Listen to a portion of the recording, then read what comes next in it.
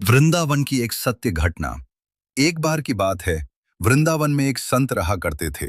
उनका नाम था कल्याण। बांके बिहारी जी के परम भक्त थे। एक बार उनके पास एक सेठ आया।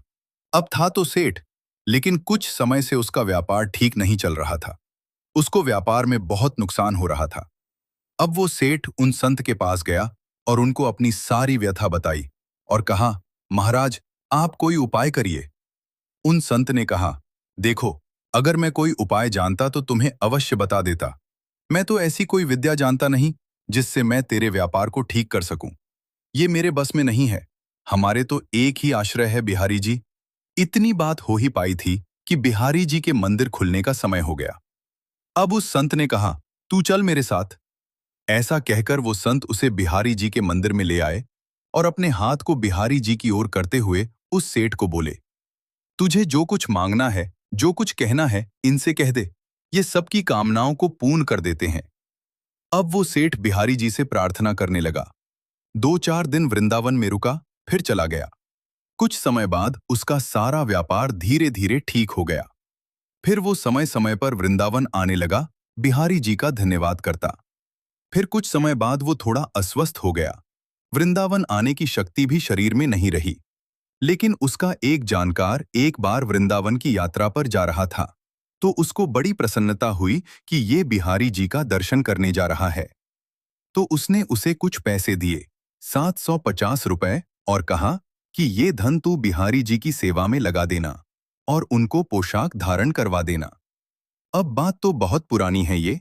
अब वो भक्त जब वृंदावन आया तो उसने बिहारी जी के लिए पोशाक बनवाई और उनको भोग भी लगवाया। लेकिन इन सब व्यवस्था में धन थोड़ा ज्यादा खर्च हो गया। लेकिन उस भक्त ने सोचा कि चलो कोई बात नहीं, थोड़ी सेवा बिहारी जी की हमसे बन गई, कोई बात नहीं। लेकिन हमारे बिहारी जी तो बड़े नटखट हैं ही। अब इधर मंदिर बंद हुआ तो हमारे बिहारी जी रात को उस सेठ के स्वप्न में पहुंच गए। अब सेठ स्वप्न में बिहारी जी की उस त्रिभुवन मोहिनी मुस्कान का दर्शन कर रहा है।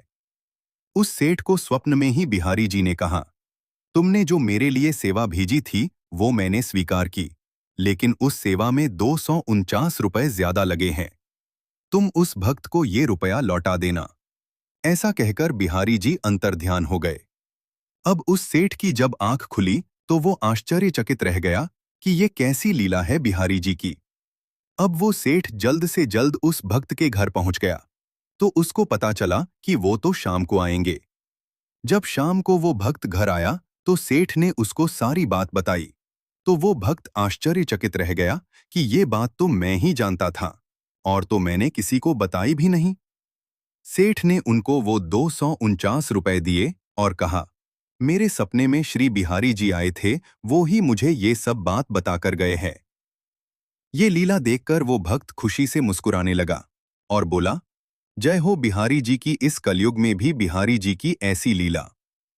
तो भक्तों, ऐसे हैं हमारे बिहारी जी। ये किसी का कर्ज किसी के ऊपर नहीं रहने देते। जो एक बार इनकी शरण ले लेता है, फिर उसे किसी से कुछ मांगना नहीं पड़ता, उसको सब कुछ मिलता चला जाता है।